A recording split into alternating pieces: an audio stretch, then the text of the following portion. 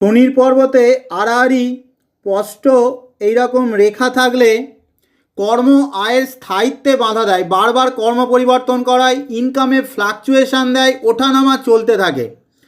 ভালোভাবে যদি আমরা আরও শনির পর্বতটাকে লক্ষ্য করি, দেখব যে শনির পর্বতে অস্পষ্ট হলেও একদম কমপ্লিট একটি ফিশ অর্থাৎ মৎস্য চিহ্ন রয়েছে, অর্থাৎ প্রচুর বা অকল্পনীয় অর্থ রোজগার ও সঞ্চয়ের রসদ মজুদ রয়েছে। এই হালকা কিন্তু কমপ্লিট ফিশকেই গুপ্ত ফিশ বলে। এই ফিশ অনেকটা মাটির নিচে মজুদ খনিজ তেলের ভাণ্ডারের মতো, ওপরে কিছু নেই, খুঁড়তে শুরু করলে তরল সোনা।